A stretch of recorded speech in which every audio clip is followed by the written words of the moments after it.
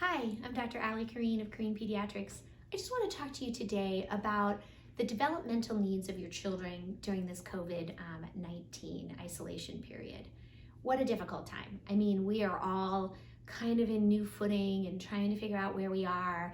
Some families have essential workers and they are out and worried and trying to take care of their children who are out of school, and that's complicated. Other families are trying to work because their job allows them to work from home, but their children are running around. That's a whole different set of troubles.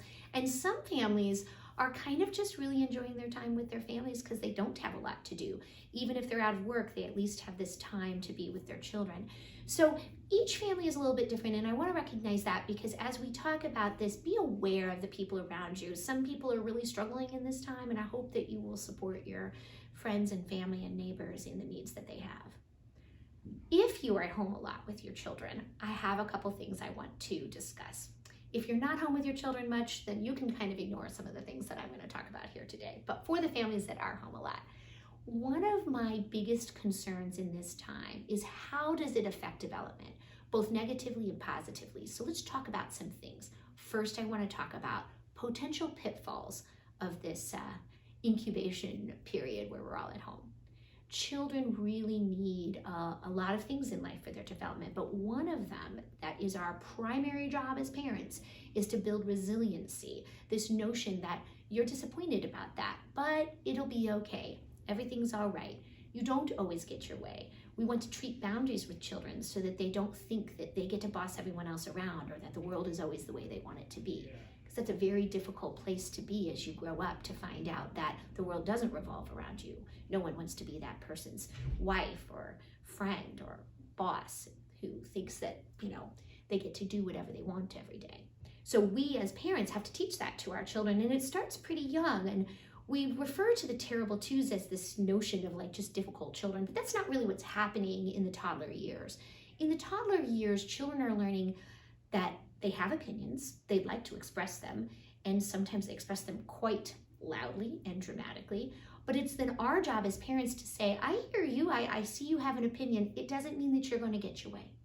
And so that could be really difficult during COVID because we kind of could give them their way a lot. If they want to be held or they want to be played with, or they're mad that you're, on the computer for work, or they're mad that you're doing dishes and they want your attention, it's kind of easy to say, oh, okay, I'll go give you attention and walk away from the thing that you need to do. And at the end of this period of time where children have spent a lot of time with their parents, I'm very concerned that some children may start to think that's normal. They may start to think that their parent waiting on their all desires is going to be around for a long time. So as we look forward to our children's future lives and their relationships, this period of time, if you have a toddler especially, but definitely in those preschool years, it's going to be very important that you say, yeah, you can play by yourself right now. Learning independent play, learning that temper tantrums don't get people to change their mind, and learning that, they can self-soothe when they're disappointed are extremely important toddler skills, and we will need to do those during this time.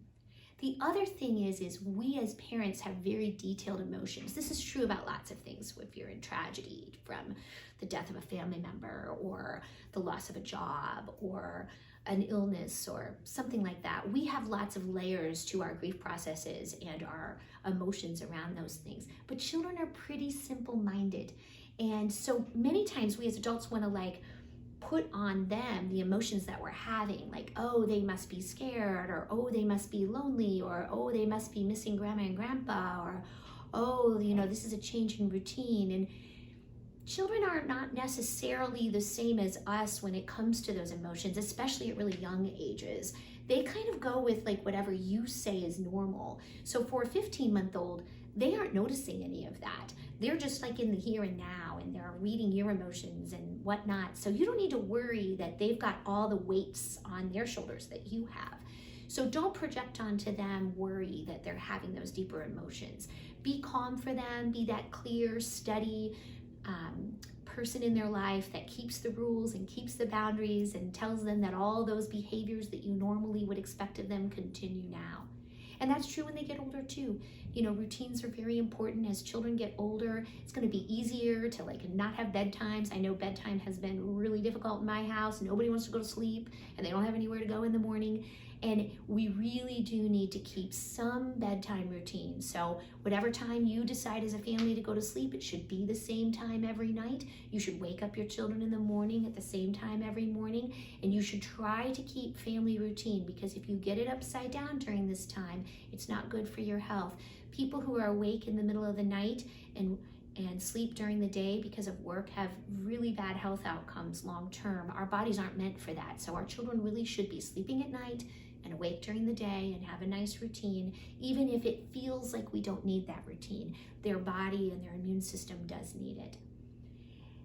So what could we do positively during this time? I just had some epiphanies this week when I was talking to families about some of the things we do with children that are kind of difficult. Maybe we want to change their diet. For instance, I had a family who has a child with autism who was interested in making their children gluten-free. And as I was speaking to them, I thought, wow, this will be a really interesting time, because usually you're trying to balance grandparents and teachers and play dates. You might sabotage your diet change. And this is a really nice opportunity to do that period of time that we do, that 8 weeks of a diet trial, to see how your child feels, whether it be eczema or behavior or sleep or belly pain. This would be a great time to make those dietary changes when you're feeding your child every day. They're with you all of the time, whether you like it or not. But that does allow you to make those diet changes without having to worry about who might be feeding them when you're not around. The other thing that would be great during this time would be sleep training. A lot of times families really struggle with, well, maybe the third child isn't going to sleep well because every time we try to let them kind of fuss it out, they wake up their siblings and everyone's got to go to school tomorrow. Everyone's got to go to work tomorrow. Well, if you don't have to go to work and school tomorrow, it's not quite as big of a deal if you're trying to sleep train the younger child. So take these opportunities of being home to do that. We have children who struggle with constipation, and we're always trying to work through getting them over that hump of what we call bowel retraining. And so if your child struggles with constipation, that would be something we could work on during this time. We have children who have issues around routine changes or eating patterns, and this would be a really good time to say, this is something we're going to work on today.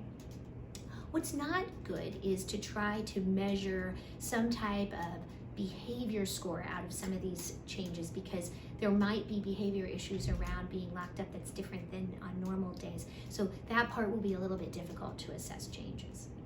We could learn how to ride bikes during this time. And one of the things we were really talking about in balancing over lunch, we were discussing with the staff, balancing that notion of you don't get to run the world, you don't get to boss everyone around, we don't do what you want to do all day, would really be great to start having even pretty young children doing chores. This is a great opportunity to say, great, we can go play tea party with you after you help me put these dishes away. Or we could go do a game or watch a movie after we match socks.